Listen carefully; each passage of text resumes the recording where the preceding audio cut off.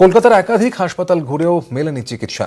Refer রোগের শিকার চন্দ্রকোনার দুর্ঘটনাগ্রস্ত সুমন দাস। আক্ষরিক অর্থেই গুরুতর জখম ছেলেকে নিয়ে পথে বসেছেন দিশেহারা মা।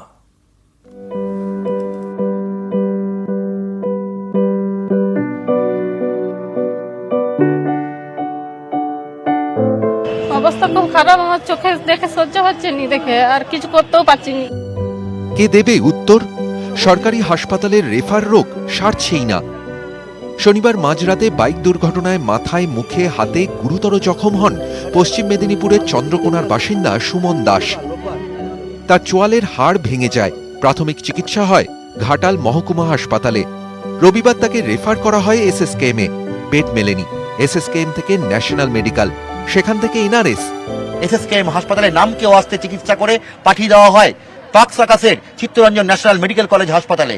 সেখান থেকে বলা হয় জায়গা নেই, সেখান থেকে পাঠানো হয় এনআরএস হাসপাতালে।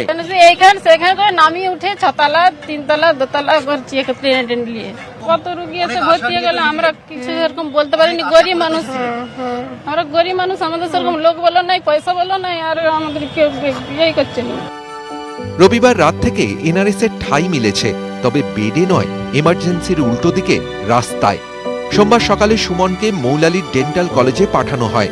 সেখান থেকে ফিরে ফের ঠিকানা সেই রাস্তা। সেখানে করেছে, ওয়াশটা করেছে, দিয়ে বলছে ওখানকে আসো, বলছে ব্রেনের ডাক্তার দেখাও, তারপরে এখানকে আসবে। এখানে এখনো ভর্তি নিচ্ছে না? না, ভর্তি নিচ্ছে না। এমন আরো অনেক সুমন আছেন, অসহায়, দিশাহারা। অমানবিক হাসপাতালের গলি ঘুজিতে যন্ত্রণার উপশম খুঁজছেন। মুখ্যমন্ত্রী চাইলেও রেফার রোগের চিকিৎসা হচ্ছে কই? ক্যামেরায় পিন্টু সরকারের সঙ্গে অভিজিৎ চন্দ, নিউজ 18 বাংলা।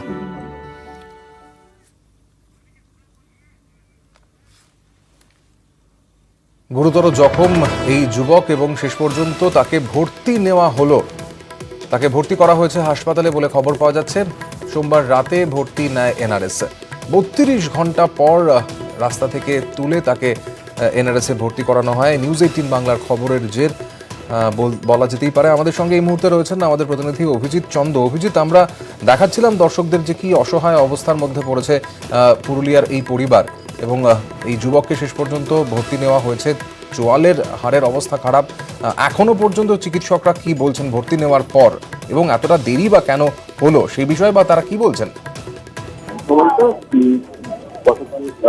সারাদিন আমরা এই খবর সম্প্রচার করার পর নিউজ 18 বাংলার খবরের জোরে মোড়ে ধরে বসে হাসপাতাল কর্তৃপক্ষ, হাসপাতালের ডেপুটি সুপার ডক্টর জয়পায়ন বিশ্বাস থেকে শুরু করে অ্যাসিস্ট্যান্ট সুপাররা, তারা প্রত্যেকে ছোটাছুটি শুরু করেন। প্রথমে ইএনটি বিভাগে নিয়ে যাওয়া হয়। সেখানে বেড খালি থাকলেও চিকিৎসকরা এটা জানান যে সুমন দাসের শারীরিক অবস্থা যা, তাতে তাকে হেড ইনজুরি ডিপার্টমেন্টে নিতে হবে, এবং সেখান থেকে তাকে প্রায় রাত্রি 9:30 নাগাদ নিউরো মেডিসিন ডিপার্টমেন্টে ভর্তি করা হয়েছে।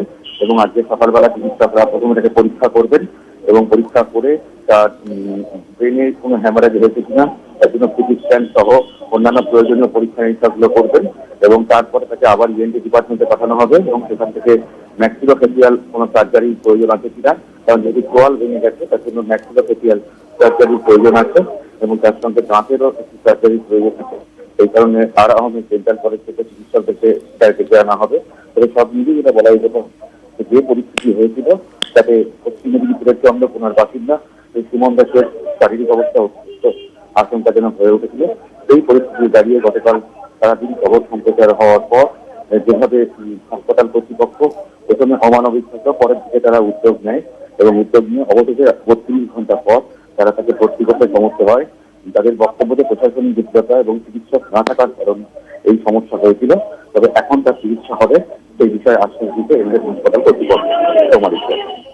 অবশেষে চিকিৎসা পাচ্ছে পশ্চিম মেদিনীপুরের চন্দ্রকোনার এই যুবক। 32 ঘন্টা পর এনআরএস হাসপাতাল তাকে ভর্তি নিল নিউরো মেডিসিন ওয়ার্ডে।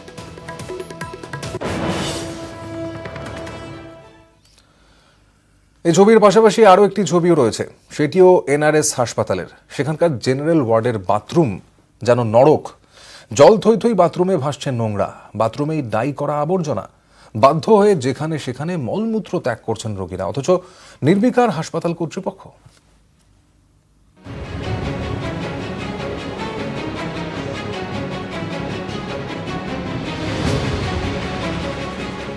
রাস্তার ধারের কোনো টয়লেট নয়, এটা কলকাতার বুকে সরকারি হাসপাতালের বাথরুম। নীলরতন সরকার মেডিকেল কলেজ এনআরএস। এমনই ভয়াবহ অবস্থা হাসপাতালের জেনারেল ওয়ার্ডের বাথরুমের। সোমবার বিএমইউ বিল্ডিং এর দোতলা ও তিনতলার বাথরুমে গিয়ে এমনই ছবি দেখা গেল।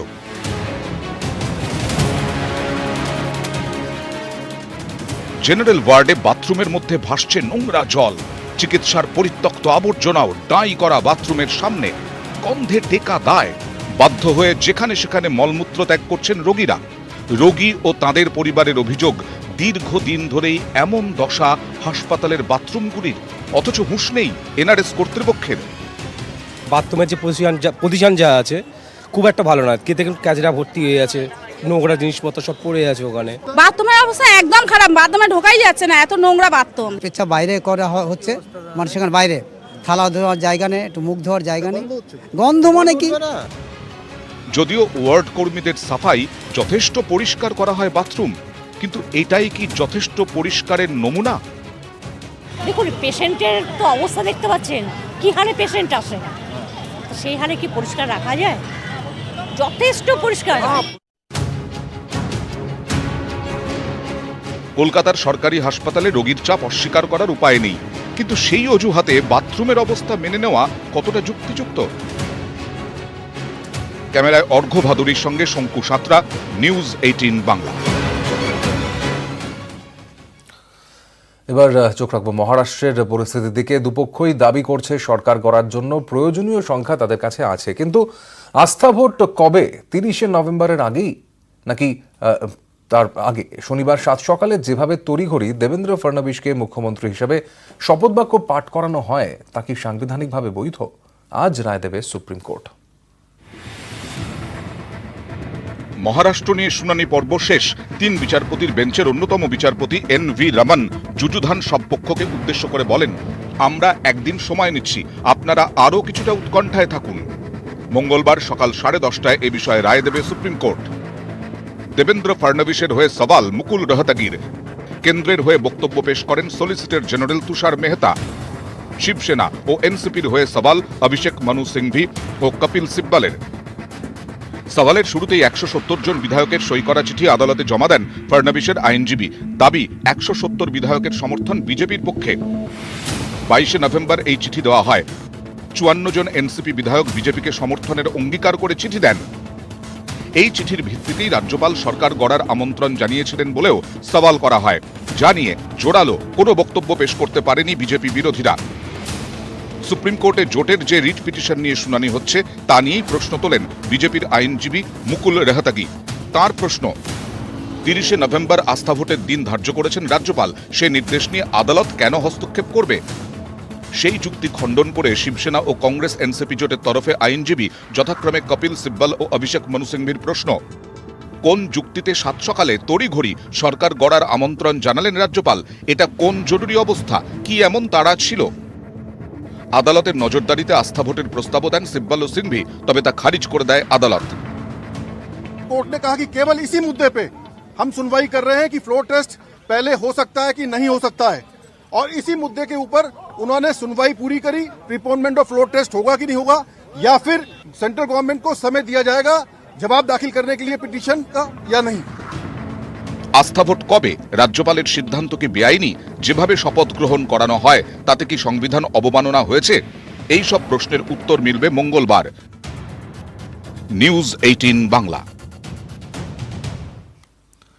একসঙ্গে 3 দলের 162 জন বিধায়ক সোমবার সন্ধ্যায় মুম্বাইয়ের 5 তারা হোটেলে শক্তি প্রদর্শন করল শিবসেনা, এনসিপি ও কংগ্রেস। এনসিপির 54 জন বিধায়কই হাজির।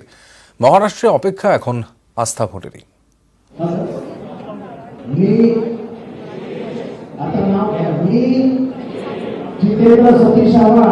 ছবিটা দেখলে মনে হবে যে কোনো গেট টুগেদার, কিন্তু শরদ পাওয়ার, সুপ্রিয়া সুলে, আহমেদ পটেল, উদ্ধব ঠাকরেদের উপস্থিতি বুঝিয়ে দিল দেশের ইতিহাসে নজিরবিহীন এক মুহূর্ত তৈরি হচ্ছে। বিধানসভায় আস্থা ভোটের আগেই 5 তারা হোটেলে শক্তির প্রমাণ দিল শিবসেনা, কংগ্রেস ও এনসিপি। মুম্বাইয়ের গ্র্যান্ড হায়াত হোটেলে একসঙ্গে হাজির করানো হলো শিবসেনা, কংগ্রেস ও এনসিপির সব বিধায়ককে। সব মিলিয়ে 162 জন। মারাঠা ভূমে সরকার গড়তে প্রয়োজন 145 জনের সমর্থন। কংগ্রেস বিধায়করা ছিলেন জুহুর JW ম্যারিয়ট হোটেলে। পোয়াই এলাকার রেনেসা হোটেলে দলীয় বিধায়কদের রেখেছিল এনসিপি। শিবসেনা তাদের বিধায়কদের তুলেছিল ললিত হোটেলে। সোমবার সন্ধে এই 3 হোটেল থেকে বাসে করে গ্র্যান্ড হায়াত হোটেলে আসেন 3 দলের বিধায়করা। সেখানে সংবাদ মাধ্যমের সামনে হাজির হন তারা।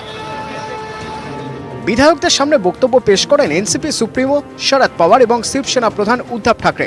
কংগ্রেসের মল্লিকার্জুন খাড়গে, পৃথ্বীরাজ চৌহানের মতো নেতারা ছিলেন। শক্তি প্রদর্শনের পর আরও আত্মবিশ্বাসী কংগ্রেস এনসিপি শিবসেনা জোট। आज दुनिया को हमने दिखा दिया कि 162 से अधिक विधायक हमारे साथ हैं। भारतीय जनता पार्टी कहीं ना कहीं लोकतंत्र की हत्या करना चाहती है। हम चाहते हैं कि मुख्यमंत्री महोदय आपके पास बहुमत नहीं है, आप इस्तीफा दे दें।